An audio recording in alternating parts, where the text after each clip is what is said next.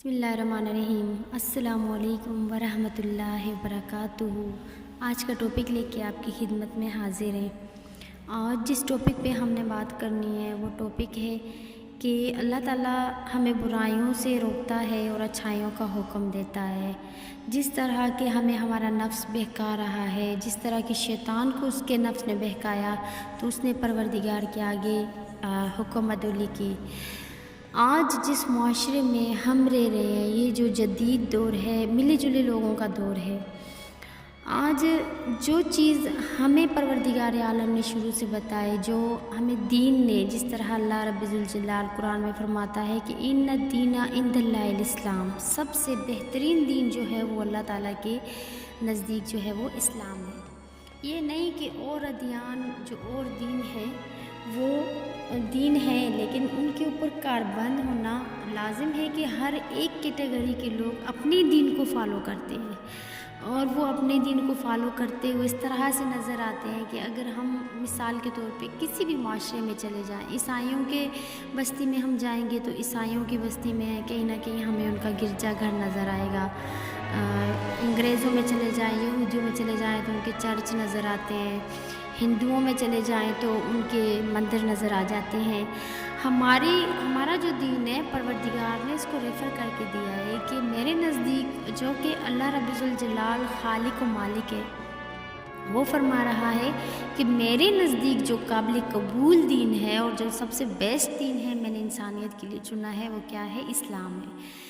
اب اگر سب اپنے اپنے دین کو فالو کر رہے ہیں اور اپنے اپنے دین پہ کاربند ہیں، مسلمان اپنے دین سے کیوں اتنا دور ہو گیا؟ ہماری مساجد خالی نظر آتی ہیں، اور یہاں پہ ایک مجھے قول معصوم بھی یاد آ رہا ہے کہ معصوم علیہ السلام نے فرمایا کہ لوگوں، ایسی مسجد سے تمہارا وہ دل، ایسی خالی مسجد سے تمہارا وہ دل بہتر ہے کہ جس میں اللہ کی یاد ہو، اور ایسی مسجد جس میں تقوی سے خالی ہو اور لوگوں سے بھری ہوئی ہو اور دنیاوی قسم کے لوگ آ کے بیٹھے ہیں۔ آج ہمارا معاشرہ بالکل اسی چیز پہ چل رہا ہے۔ مساجد اگر کہیں رمضان کے مہینے میں دیکھیں، جمعۃ الوداع میں دیکھ لیں، یا کوئی خاص موقع عیدین کے موقع پہ ہم دیکھ لیں تو یقیناً مساجد بھری ہوئی نظر آتی ہیں، لیکن لوگوں کے وہ دل نہیں رہے کہ جس کے لیے پروردگار عالم فرماتا ہے کہ معصومین علیہ السلام نے فرمایا کہ ایسی مسجد جو تقوی سے خالی ہو، ایسی ویران مسجد سے بہتر ہے کہ تمہارا وہ دل اچھا ہے جس میں اللہ کی یاد برقرار ہو۔ اصل ٹاپک کی طرف آتے ہوئے یہ بات کروں کہ ہم جس معاشرے میں رہ رہے ہیں نا، ہمارا جو دین ہے ہمیں اس چیز کا حکم نہیں دیتا کہ ہم دوسروں کی برائیوں کو اچھالیں۔ تو مولا علی علیہ السلام کا قول بھی ہے کہ اگر تم نے کسی کو محفل میں کوئی نصیحت کی تو تم نے اسے اور بگاڑ دیا، اور اگر تم نے کسی کو تنہائی میں کوئی نصیحت کی تو تم نے اسے اور سنوار دیا۔ تو آج کل کا جو معاشرہ ہے، ہو ہی نہیں سکتا کہ لوگ کسی کی برائیاں دیکھیں اور اس کو اچھالیں نہیں۔ تو اصل ٹاپک میرا یہ ہے کہ کتنے ہمارے نوخوان حضرات ایسے ہیں، کتنے ہمارے نعت خوان حضرات ایسے ہیں۔ یہاں پہ میں صرف اپنے مسلک کو لے کے نہیں چڑھ رہی کہ میرا مسلک جو ہے وہ اہل تشیع سے ہے، لیکن میں کسی بھی مسلک سے بات کروں، ہم مسلمان ہیں نا، ہمیں مسلمان ہوتے ہوئے سوچنا چاہیے کہ ہم مسلمانیت کے کون سے درجے پہ فائز ہیں، کون سا درجہ ہے کہ ہم اپنے آپ کو مسلمان کہیں۔ مسلمان وہ جو برائیوں سے روکے اور نیکیوں کا حکم دے، مسلمان وہ جو کسی کی برائی کو دیکھے اور اس کے اوپر پردہ دے دے، مسلمان وہ جو کسی بھوکے کو دیکھے اور اس کا پیٹ بھر دے، مسلمان وہ جو کسی بے لباس کو دیکھے اس کو لباس عطا کر دے، اور مسلمان وہ کہ جس کے لیے اللہ نے حکم فرمایا کہ تم اپنے دائیں ہاتھ سے خیرات دو تو تمہارے بائیں ہاتھ کو بھی خبر نہیں ہونی چاہیے۔ آج ڈونیشن کرتے ہوئے لوگ جب تک واٹس ایپ پہ اسٹیٹس نہ لگائیں، فیس بک پہ اس کی مشہوری نہ کریں، تو پتہ ہی نہیں چلتا کہ ہم نے کسی کے لیے کچھ کیا ہے۔ ہم کیسے مسلمان ہیں؟ یہاں پہ جو میرا ٹاپک ہے اس ٹاپک کی طرف آتے ہوئے اگر میں بات کروں تو فرحان علی وارث جو ہیں، انہوں نے ایک قصیدہ پڑھا تھا، دل بولے دھڑکن اور دل بولے علی علی اور دھڑکن بولے علی علی۔ تو اس پہ لوگوں نے اس قدر ایشو اٹھائے اور بہت سے معزز افراد نے سوشل میڈیا پہ وائرل ہونے کے لیے اس کو پوائنٹ آؤٹ کر کے اس طرح کی نوٹس اس پہ لیا، جن کو نہیں پتہ تھا پھر وہ بھی اس کو دیکھ رہے تھے کہ دیکھیں تو صحیح کیا ہو رہا ہے۔ ہم کیا کرتے ہیں، کسی کی چھپی ہوئی برائی کو اتنا عیاں کرتے ہیں کہ لوگ دیکھنے پہ مجبور ہو جاتے ہیں، کہ ان کو جو پہلے برائی نہیں نظر آ رہی ہوتی، بعد میں اس کو وائرل کرنے کے بعد میں اس کے اوپر ایشو اٹھانے کے بعد وہ لوگ بھی دیکھتے ہیں۔ یہاں پہ یہ کیا کرنا چاہتے ہیں ہم؟ کسی کی برائی کو اچھال کے اپنا کھانا ہضم کرنا، کسی کی برائی کو معاشرے میں اجاگر کر کے کیسے ہم سکون کی نیند سو سکتے ہیں؟ یہاں پہ صرف فرحان علی وارث میرا ٹارگٹ نہیں ہے، مدنی چینل ہے، مدنی چینل کے ایک بڑے ہیں الیاس عطار قادری صاحب جن کا نام ہے، ان کو آپ دیکھ لیں، ان کے بارے میں کتنے میمز بنائے لوگوں نے، کتنے ٹک ٹاکر اٹھ کے اس بارے میں انہوں نے اس طرح کے مسخرہ پن کیا، کہ حالانکہ سورۃ الانفال میں پروردگار عالم فرماتا ہے کہ کسی کے ساتھ مسخرہ پن اور مذاق مت اڑاؤ۔ مولا علی علیہ السلام نے ایک خطبے میں ارشاد فرمایا تھا کہ تم مذاق ضرور کرو، مذاق سے منع نہیں کیا، لیکن فرق اتنا ہونا چاہیے کہ مذاق کرنے اور مذاق اڑانے میں فرق ہونا چاہیے۔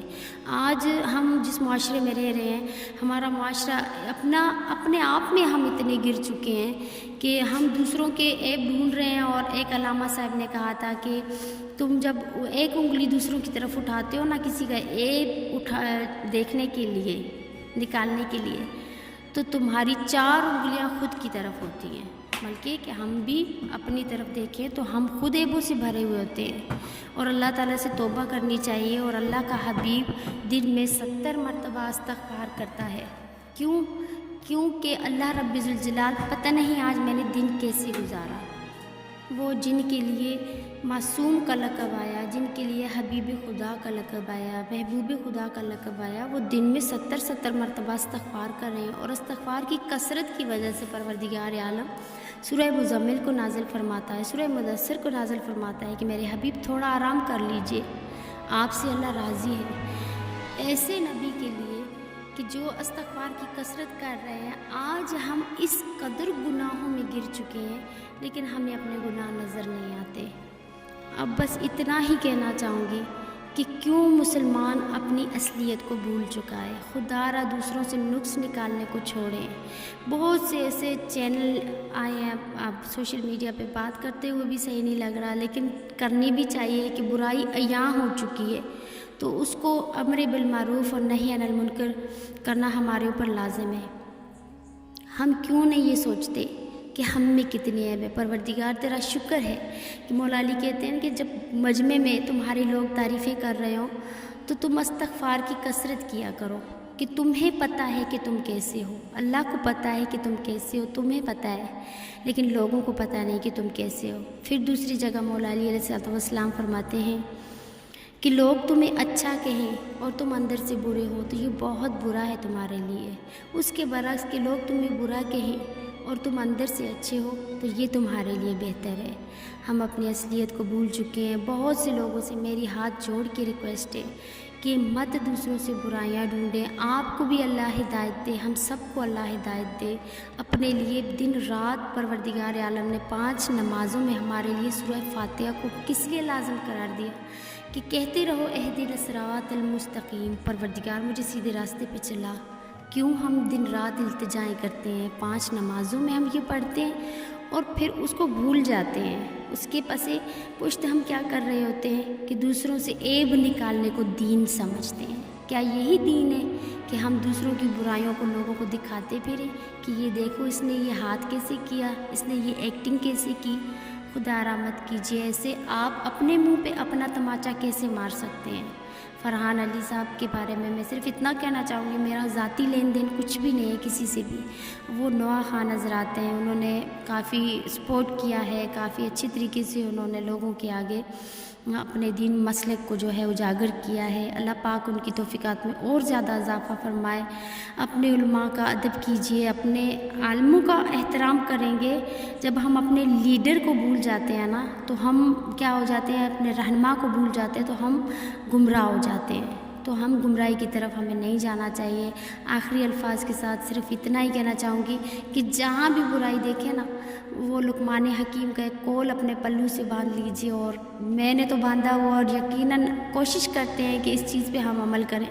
لقمان حکیم سے کسی نے پوچھا کہ آپ اتنے با اخلاق ہیں، اتنی میٹھی آپ کی زبان ہے، آپ نے اتنا پیارا لہجہ، اتنا ادب کہاں سے سیکھا؟